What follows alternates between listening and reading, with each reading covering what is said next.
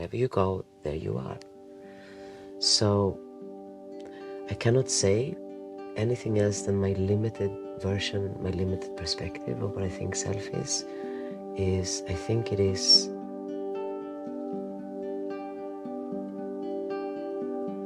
whatever you believe it to be in this very moment.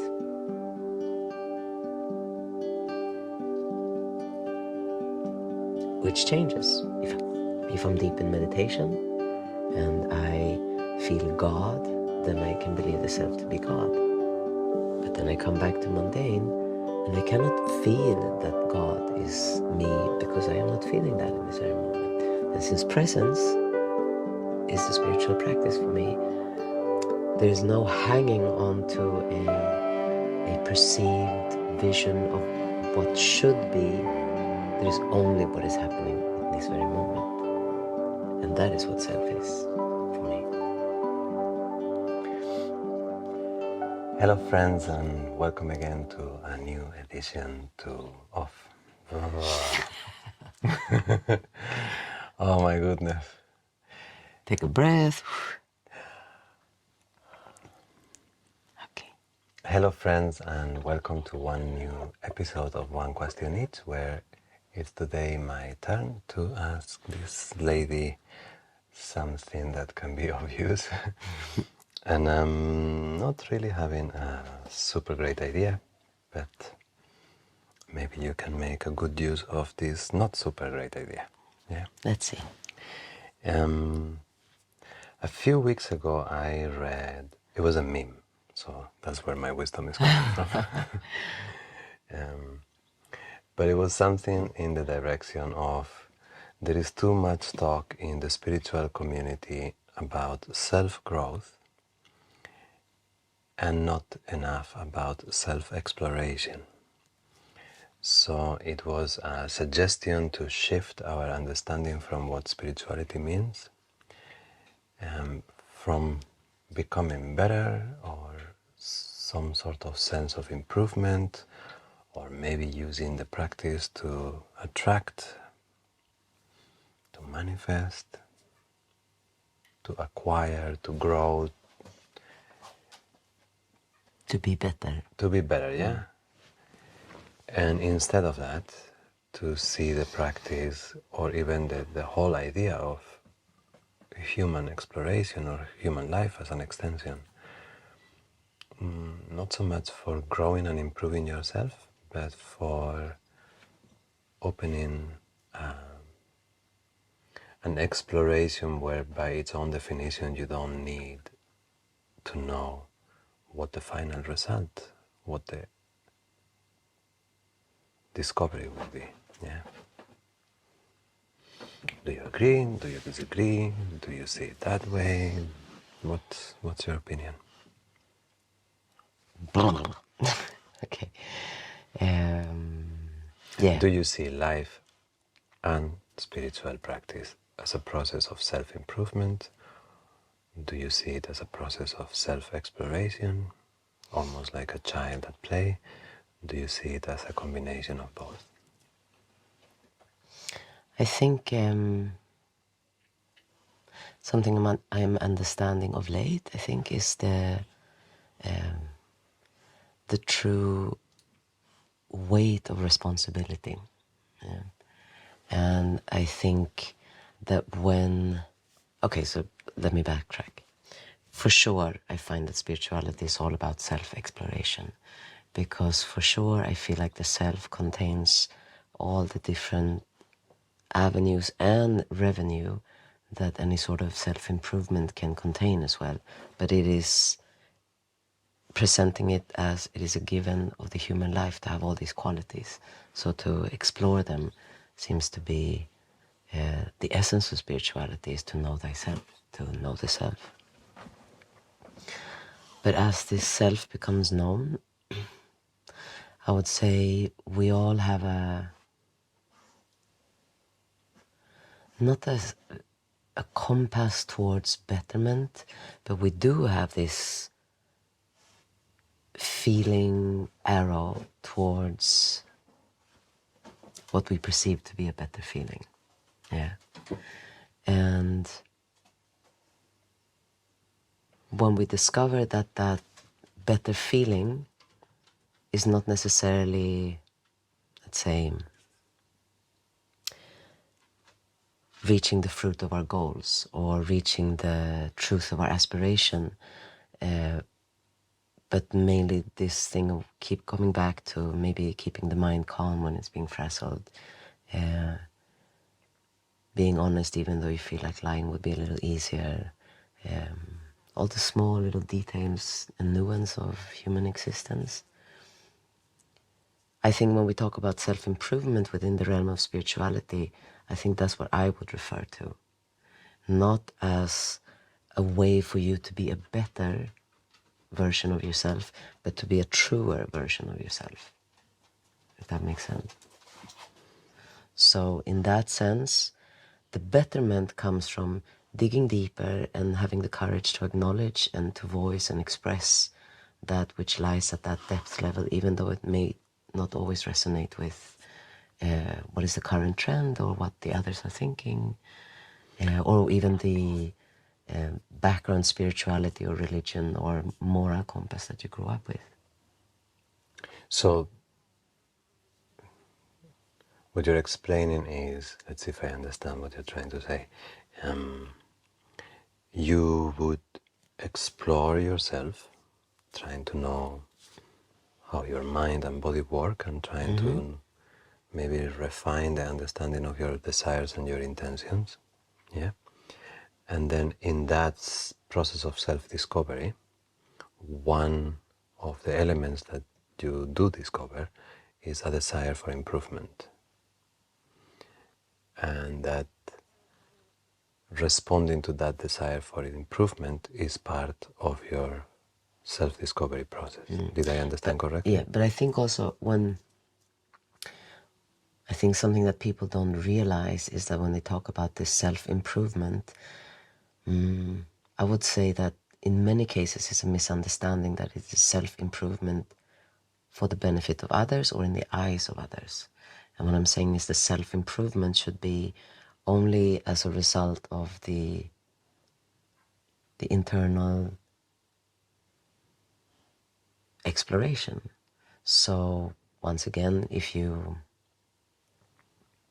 go to the details of the spiritual practice, which is, so the details of the spiritual practice, which are really unsexy and really boring, it's like if you take it down to the more empty vessel of meditation, bringing mind back to where it was, knowing where mind is at all times, guarding the quality of the mind, observing the quality of the mind, is very basic things all the time. And I think the improvement lies in being able to bring yourself back to presence.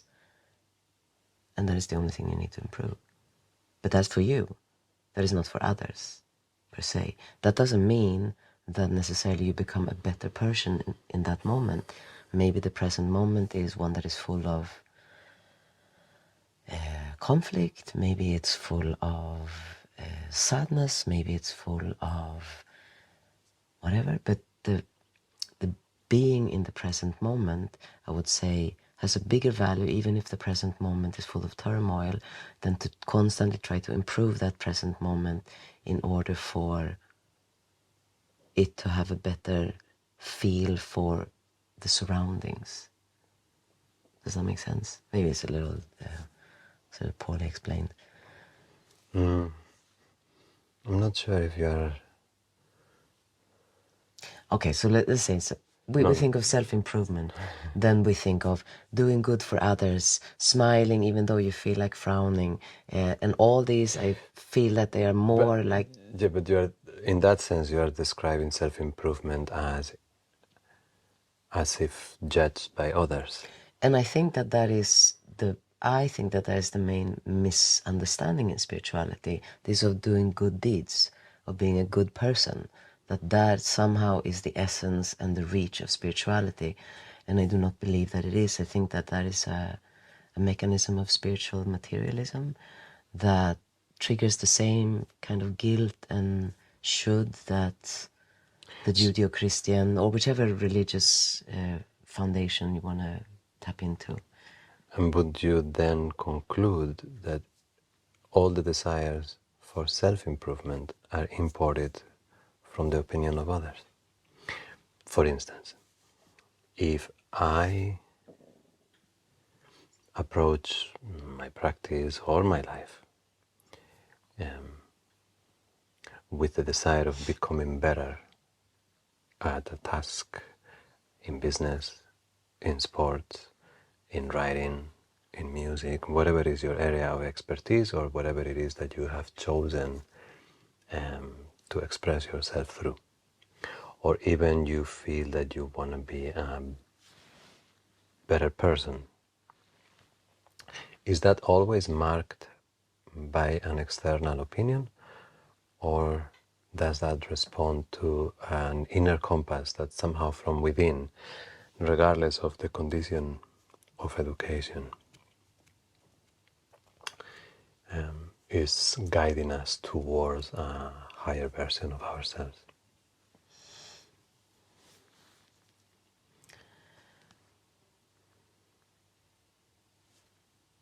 Well, are we just good?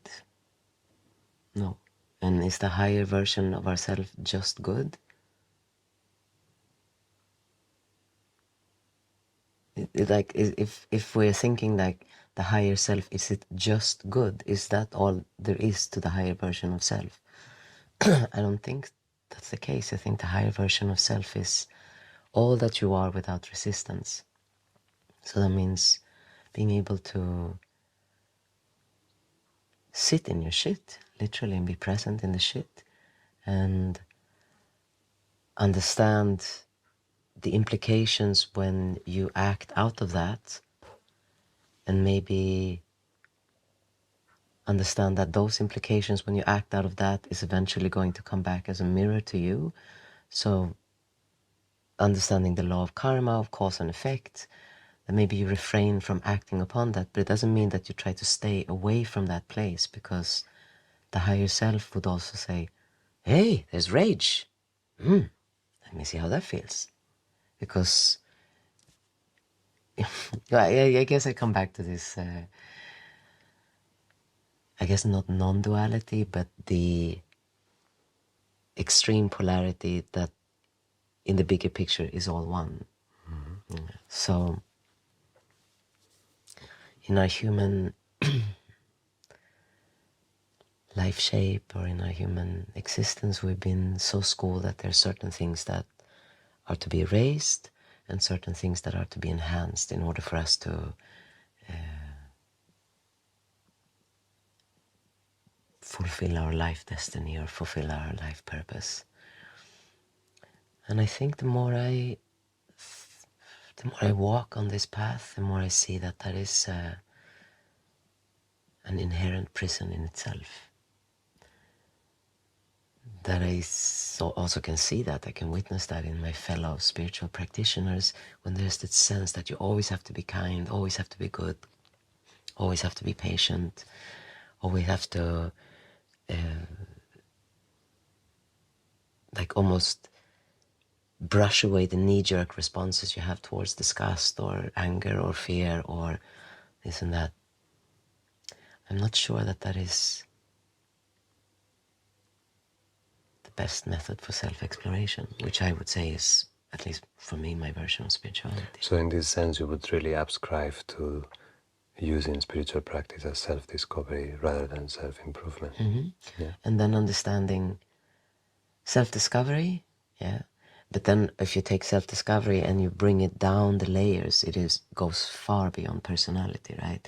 So self-discovery is also understanding that behavior is a part of self.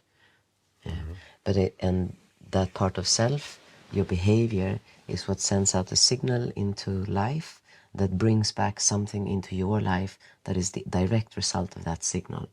So you're understanding self as the bigger self instead of the smaller individual self. You're understanding behavior as part of life, as part of you, as part of self, and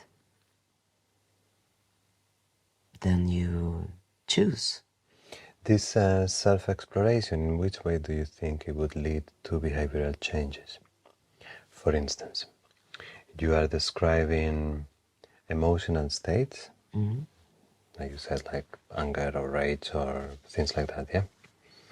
But it's different the actual experiencing of the emotion than the expression of the emotion into a reaction. Does that make any sense? Yeah. Yeah. So, would a process of self-discovery and exploration would ever lead to a behavioral transformation? This idea that you bring light into the darkness would eventually change the way you operate in some fundamental way, or would you leave it untouched? Or how do you see that process? Without the desire to change or without the desire to improve, do you actually change and or improve? Change is inevitable. You're always changing. Yeah, but change would be inevitable even without the process of self-discovery. Yeah, so change, you would change anyways, yeah? But if you apply this intangible, this conscious support to the evolutionary law that we do, in which way does that affect the change? To the extent that you want it, I think. I think beyond volition, it's not that it does something to you. It still has to come from your volition, yeah.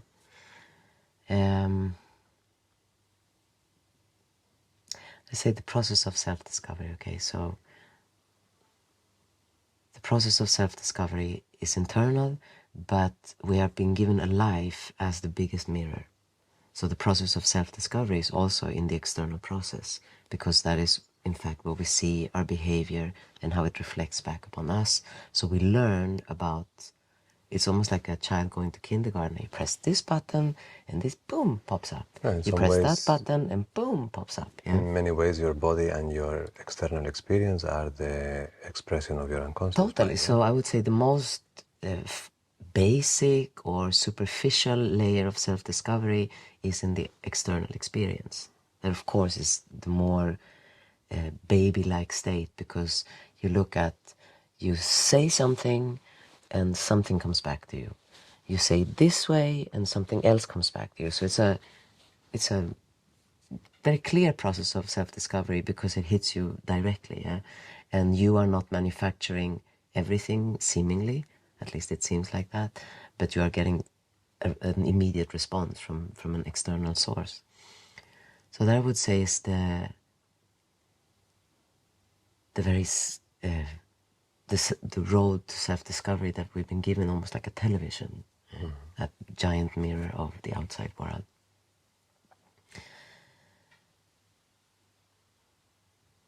But then if you take it more on the inside,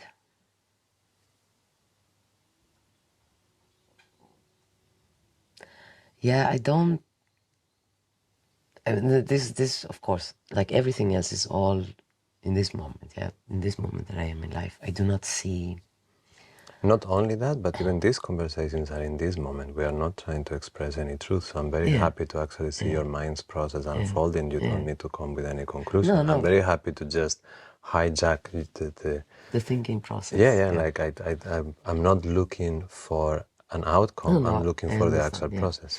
So I think I remember something that I reflected upon. Do you remember when we went to India? I don't know if it was the first or second or third time when we went to Serajay. Yeah. In any case, it was always in another lifetime. It was so long ago. Yeah, it was so long ago. And we went to this Tibetan Buddhist settlement up in the mountains. And we were quite naive and we came very green into the spiritual journey, and we had great aspirations and great expectations on teachers, on holy men, and on just God. Yeah. And we saw these monks and we saw that they were hiding, they were lying a little bit, they were cheating a little bit, they were pretending a lot, they weren't necessarily very nice, there was rudeness, they were, even in the debates, do you remember this debate that you were capturing on film? They were pushing each other, they were screaming at each other, they were not behaving in a way where we, at least from a very naive point of view, would say like spiritual men or spiritual women or spiritual beings or the highest rank of spiritual order. They were people. They were people, and we brushed it off as such that, they're just people. And now that I sit there on this end, I think I understand that it's more like, no, you gotta inhabit everything. Why would you pretend to be pleased when you're not? Why would you pretend to be happy with something when you're not? Because that is, first of all, it doesn't allow you to look at the big mirror, because by you creating a filter before you speak, before you act, and that filter has some sort of moral compass or a cultural value or a spiritual value that you feel is a good embodiment because you're doing the bodhisattva thing or whatever, that's not truth. That's not truth. So the thing that comes back to you will be so many layers, or at least a few layers or a few filters, that is this veil again in front of your eyes. Whereas if the actual truth of what you're living in this very moment comes out, is being expressed, is being voiced, there is an honest mirror reflection that comes back immediately. And then you sit with how that mirror reflection makes you feel. And you relax around what that mirror reflection makes you feel. And you understand that that is also part of life. And then the moment passes.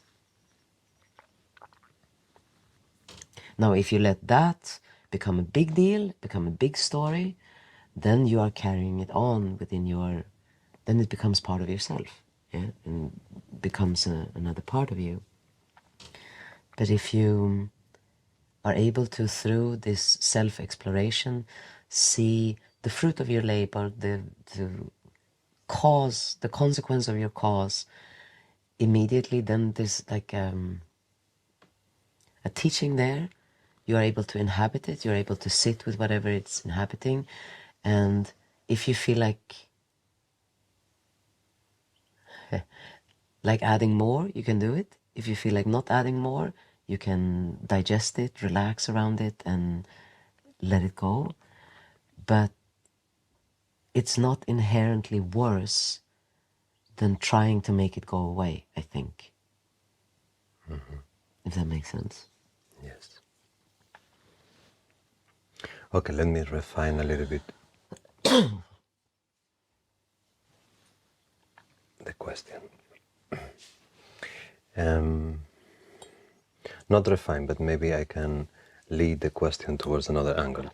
When I asked you the question, you immediately took the branch of morality, as if improvement was, or as if the only place where we could improve was in a sense of becoming better, as in Behaving, relating better to people. Yeah, like kinder, more compassionate. Yeah, I don't think I intended to go there. It's nice that you took me there first. Yeah. So let's say two side branches on the question. The improvement,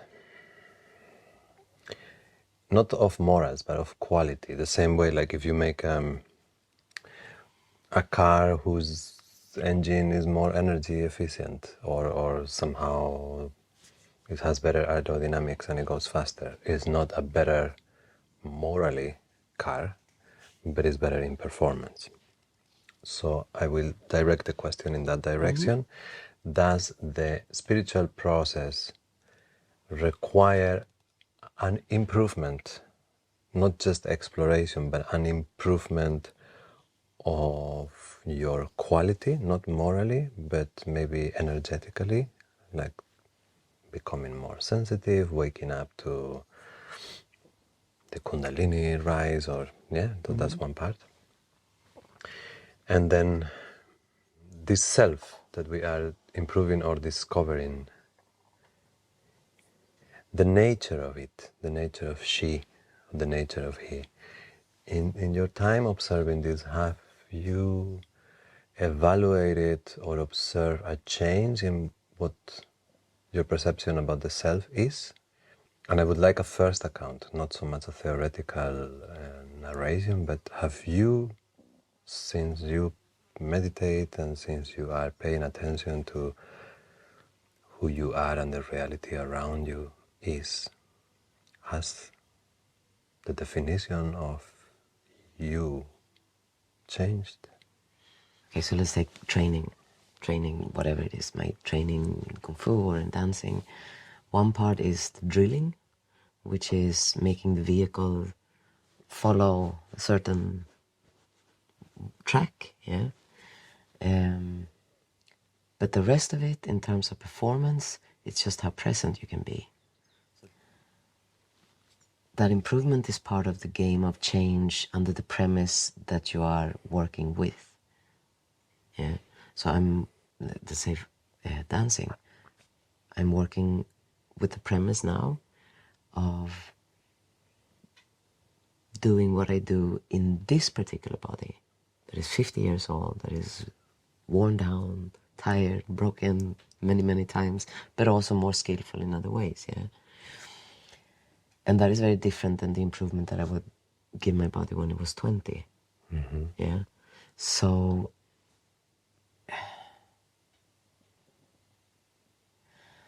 I don't know if self-improvement has any real thing to do with it, because if you think of this is for us little spoiled, enabled 1%ers that can actually do such things as take hobbies and have external things that we view our practice within.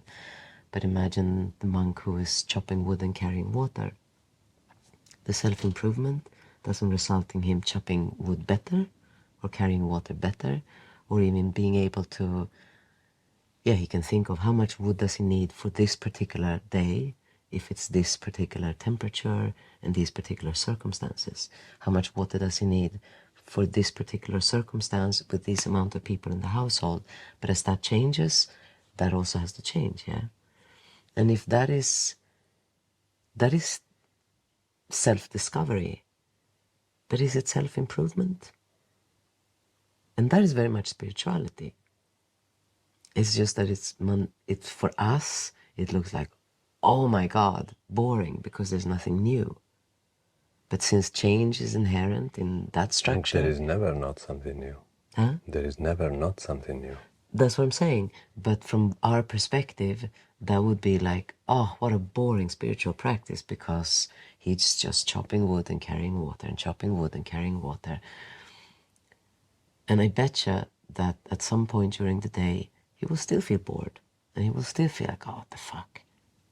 But the ease with which that thought comes and goes, that is the self-improvement, I suppose. Because he understands that given the circumstances that he has, that is not going to change. So it's futile to bring the mind to that, oh, I don't like it, I don't like it, I don't like it, because it's just not going to change. So the self-improvement is somehow a nod to that intelligence where there is an acceptance of the circumstances and an acceptance of all that you are within the framework of that circumstance. So this brings us to that sensation of going with the flow. There is a flow of evolution, there is a flow of awareness, being aware of itself, that somehow is bringing an increasing amount of clarity to that reality, and you can lean into the flow and let yourself be carried by it, or you can resist it. And the more attentive you are, the more self-explanatory is in which direction the flow is going. Does that transform what you consider the self to be? We keep talking about this monk who carries wood and water. We keep talking about you. We keep talking about the spiritual practitioner. We talk about these entities that are, and they will improve or not improve or self-discover, self.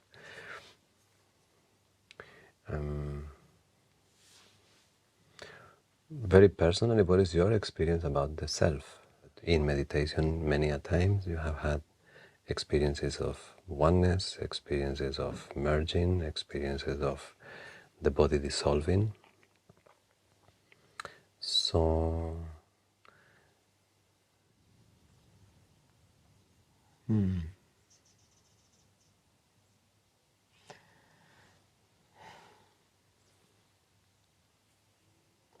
well, I would say that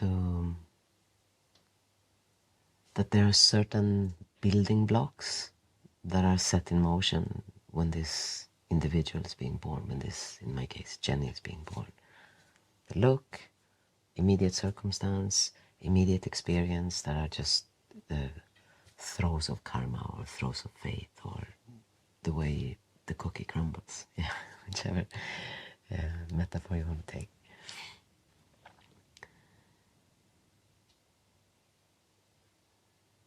And that I don't think, I'm not awakened, so I do not know what happens after awakening. Yeah, I've had experiences here and there, but I always come back to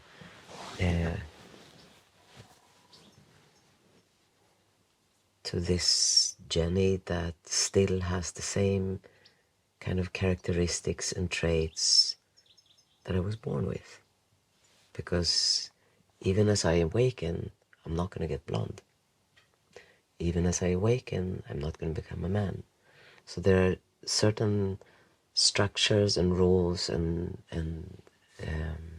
seemingly immovable circumstance that are your version of self. Yeah.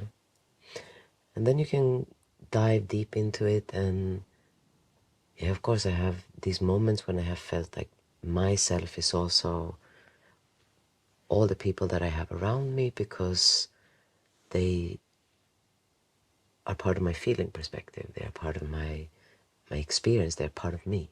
Yeah, my circumstance, my people.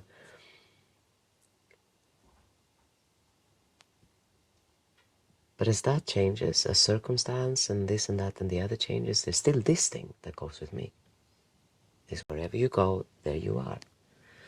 So I cannot say anything else than my limited version, my limited perspective of what I think self is I think it is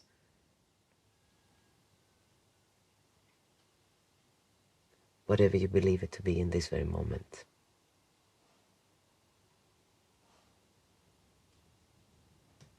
Which changes. If I'm deep in meditation and I feel God, then I can believe the self to be God.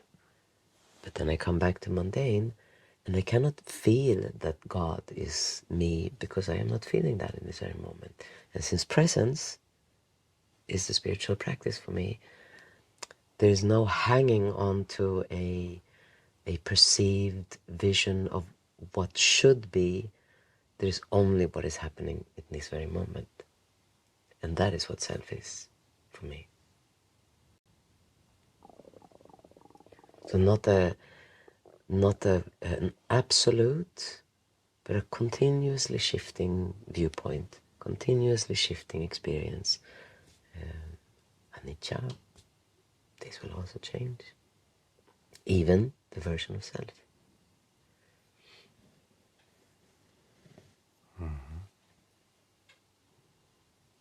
Does that make sense? Or does that satisfy as an answer? like I said before, I'm happy to see the process. Yeah, okay. I'm not asking, even if we are being recorded, I'm not asking for the satisfaction of having a correct answer. I'm actually asking for the satisfaction of seeing how your mind operates when confronted with the question. Yeah. So do you see, is there a light at the end of the tunnel?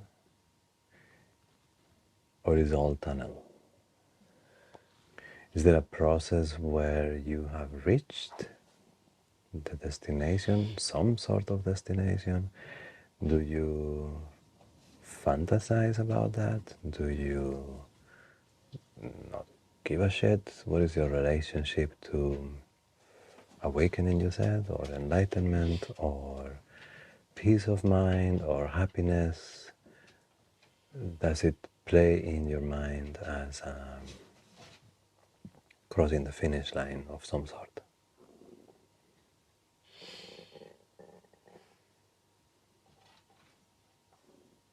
No, I don't project it, I don't conceive it, I don't think about it.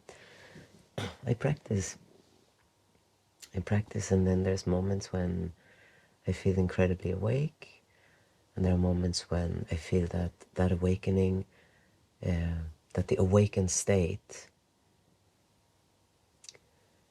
is not necessarily nirvana, it's more a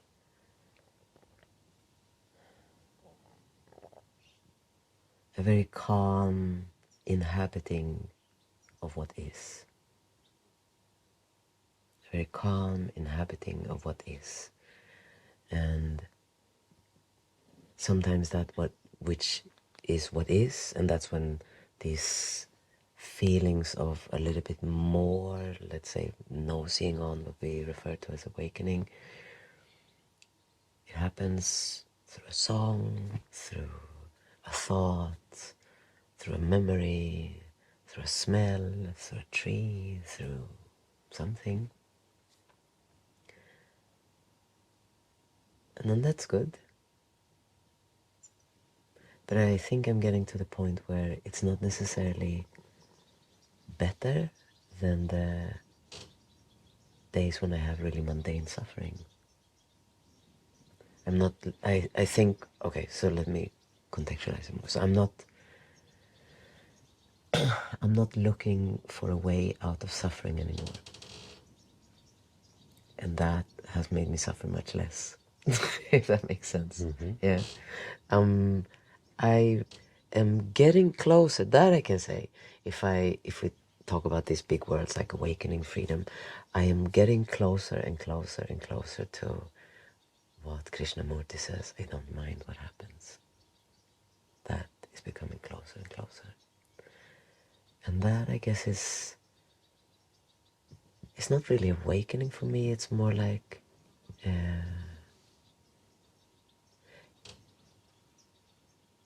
clarity. It becomes very clear then, because since you're not looking for this, that, or the other, then the moments become very honest, or moments become very truthful, and moments become very clear. Because you're not looking for outcome, you're not looking for the best possible way to do this, or the most awakened or the most spiritual way to do this. It's what it is, and you're there. And when you're there, in what it is, that's all you can do.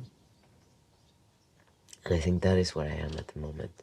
It's a very particular moment in my life, one that is almost like a solar plexus moment, when all the branches are like coming into one central point, and it's burning, and it is a volcano.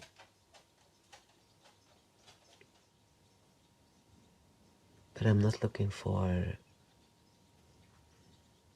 actually looking for it to finish. I'm not looking for being awakened from this or seeing the good in this even.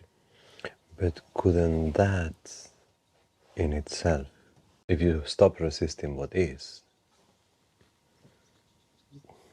but that's kind of like the definition of it, yeah? Mm-hmm. Yeah, In many ways. in a sense, yeah, it's... Because what is going to envelope you. If what is love, then that's what is.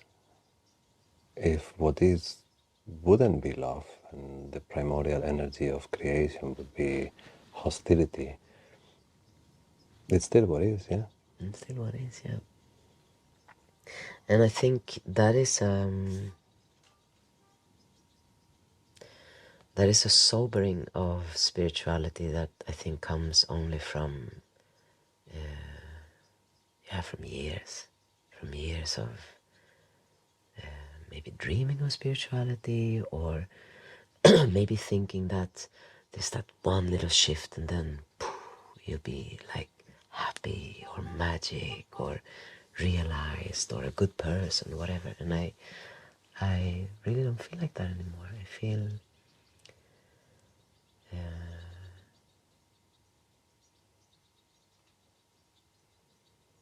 I feel like this. I'm ready for whatever life gives me, without thinking that I have to be happy about it. I'm not like, oh yes, whatever comes, I'm going to receive it with a smile. No, some things I'm going to receive with a fucking punch and with a frown, because that's how I feel. But doesn't mean I'm not going to be there for it. I'm still going to show up, but the self that shows up will be very authentic self, not one that is trying to bridge into what is perceived to be better, maybe in the eyes of spirituality, not spirituality, maybe in the eyes of what I perceive to be as misguided spirituality. What do you think authentic means? Do you think it's just the absence of a shift in behavior due to what other people think or say?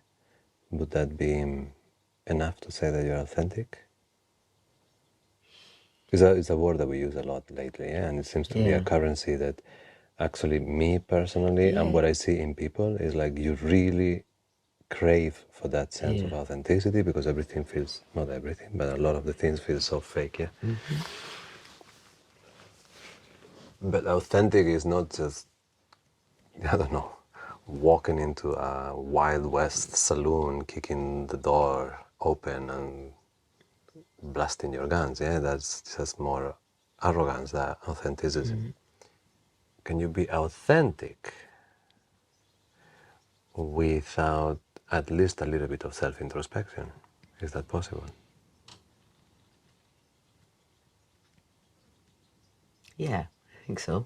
You think so? Yeah, I think so. Okay.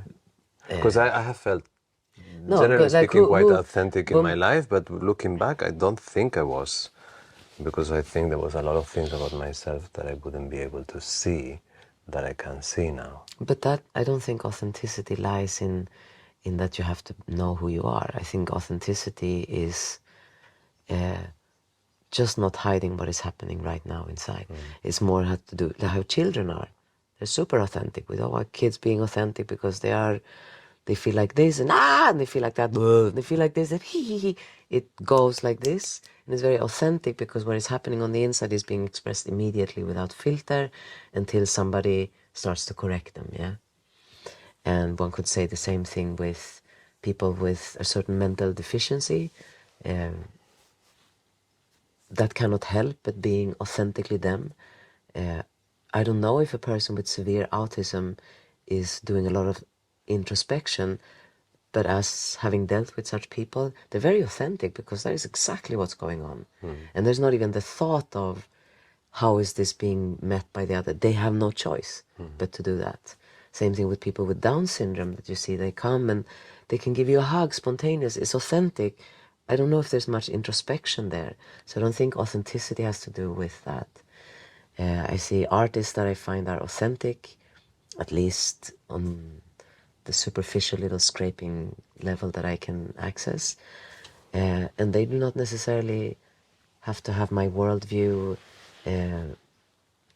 or be yogis or at all self-aware, but they are authentic. You can feel like there's no real filter between what is happening on the inside and what is coming out.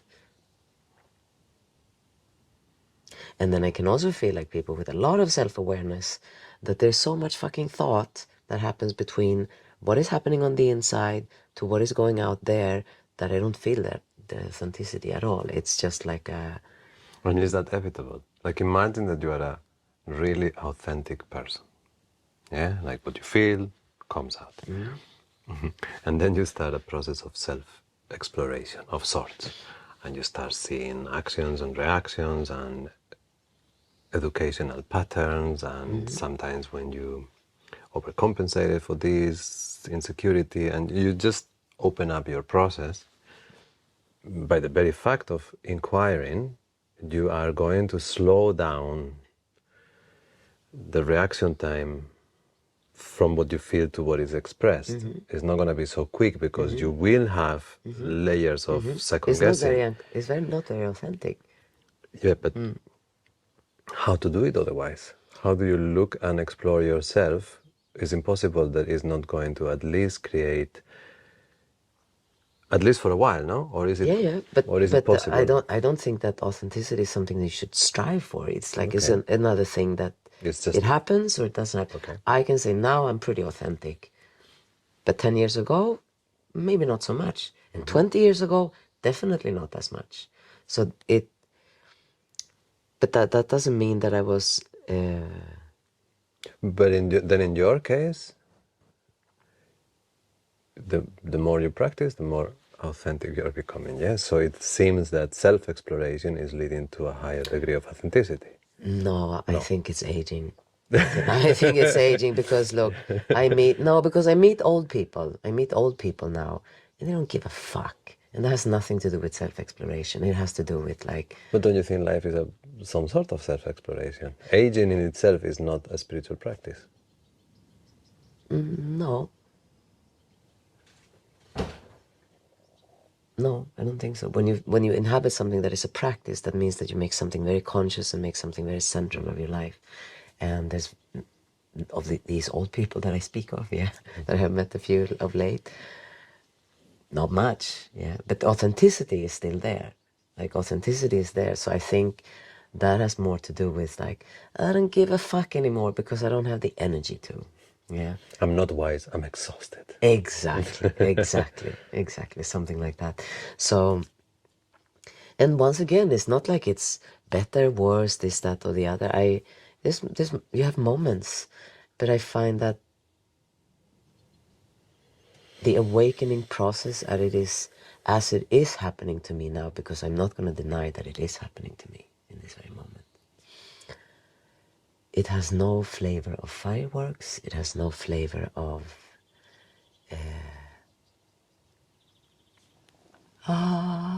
merging with the one.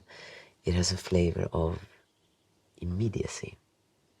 So you would say you are aware of a process of awakening that is happening to you at the moment. And it's not happening, but it's happening. Yeah? Would you, so you said now one word, you said it's defined, or is this, you can describe it by its immediacy. Is there any other way that you can complement that word?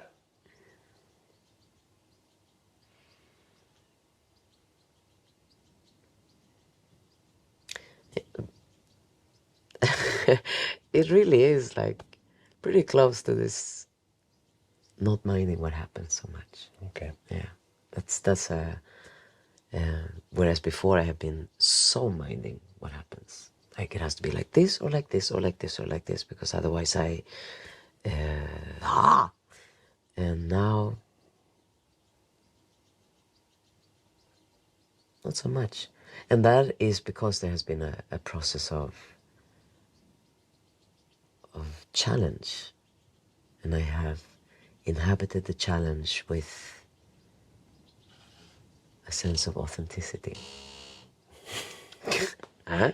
So authenticity seems to be an ingredient of awakening.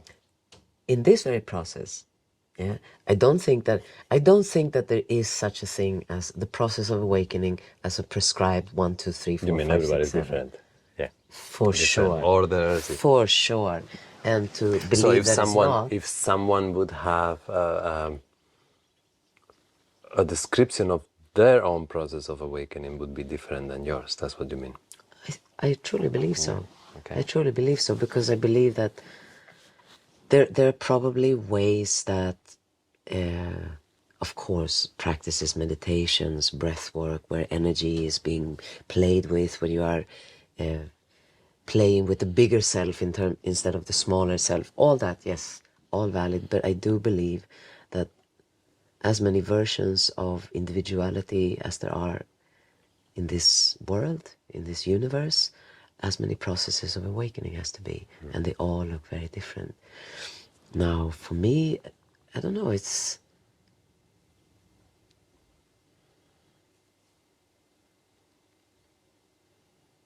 like it's baffling how sober it is, if that makes sense. It's baffling how sober it is. And And I don't know if this process will lead to some sort of conclusion or if it will lead to anything. Maybe not. I don't give a shit, actually. But I have to say that I like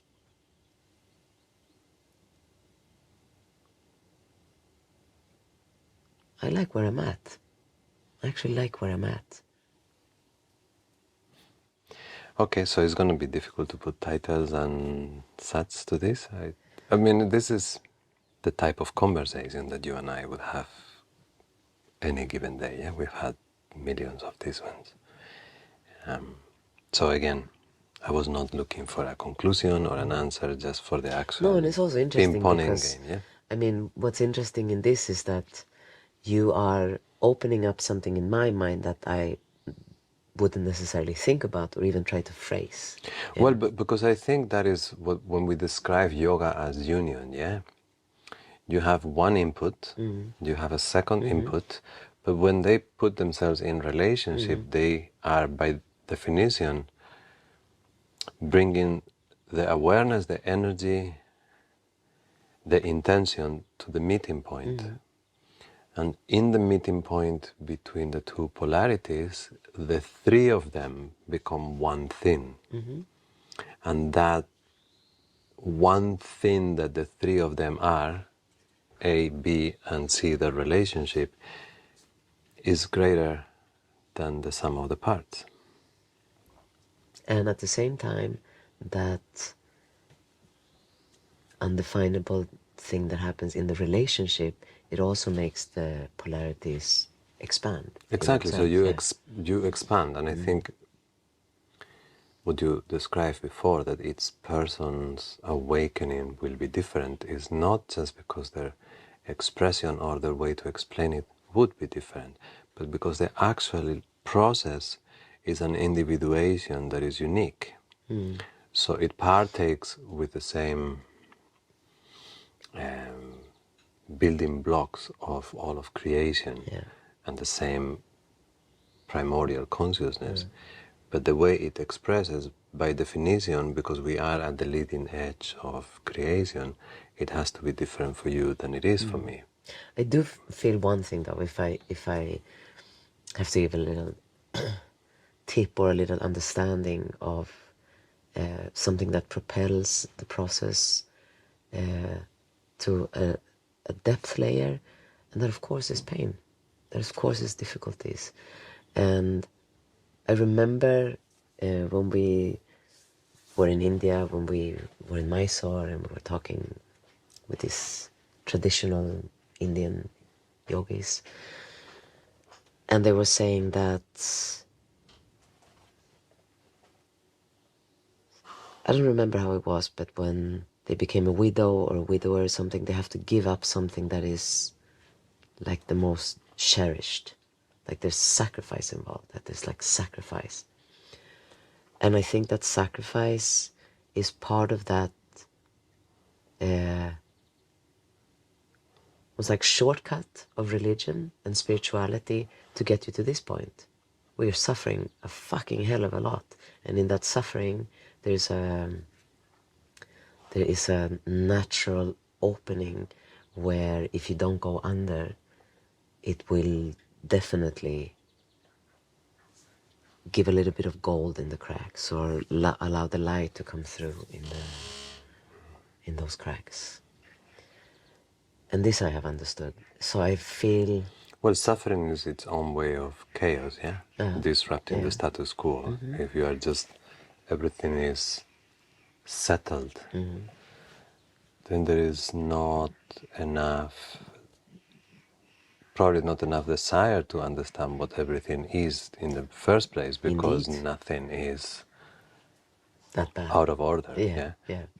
And also when we talk about the collective awakening, and we project this perfect world in balance, but if we get to a perfect world in balance where love and freedom are in a continuous Not possible. love affair, no, it is probably possible momentarily, because once that perfect world is in place, someone is going to come like, I miss a little bit of chaos. And then you lean into the chaos again, and then you will me is harmony, and then you have the DNA strand zigzagging around the Sushuma. Totally. Yeah. This cannot exist without that. Exactly, yeah. So freedom cannot exist without confinement, and love cannot exist without lack of love. But in that very sense, like a synonym of awakening can easily be life. Life. Yeah. Like awakening is not an event that will happen at a certain time in the future. Awakening is life. That's how I say it sometimes. Please elaborate. At every moment of creation, we are seeing it happening. We are awakening as we speak in a rhythm that is more or less satisfactory, but we are awakening as it speaks. And I'm always awakening as a dog. There is nothing further or deeper than being what you are. So it seems that the only thing that peels off an unconscious life from an awakened life is only an awareness as you live it of who you really are. A shading of something rather than adding of something. Yes. It's this famous dropping the veil, yeah? For a momentary dark night of the soul, I believe to be something that I am not. And awakening is only when I live the same life as I live, the famous chopping wood and carrying water, this mundanity of your experience that you have. But instead of living it from a hallucination of who I think myself to be, I live it from who I really am. Well, this was an old indulgence of a couple of yogis to have their friend and just jam in ideas. You see how the fly lacks the lens? Yeah. I think they think the lens of the phone is some sort of insect eyes. You think? I don't know. They really like. Anyway, do you have any question for me? No, you have asked. So can we? Are you satisfied? Yeah. Yeah. Nothing concluded, but This is not a very structured conversation, but yeah, good. if you have any topic or questions that you would like us to discuss, just send us a line, mention it in the comments. Yeah. This is a very long goodbye, and I still I think the fly is there. I don't know if it's if it's in the right lens. Okay. Anyway, shall we carry here? Yes, let's cut this. Yeah. Ciao. Thank you for listening and following and all that. Yeah. And we hear that some of you at least find it useful, so that makes us very happy. And this smile is authentic. I know it's like weird that I smile to the camera, but yeah, I do feel it, and it is because I see the fly in front of the lens. Okay. Okay. I'll see you next week. See you next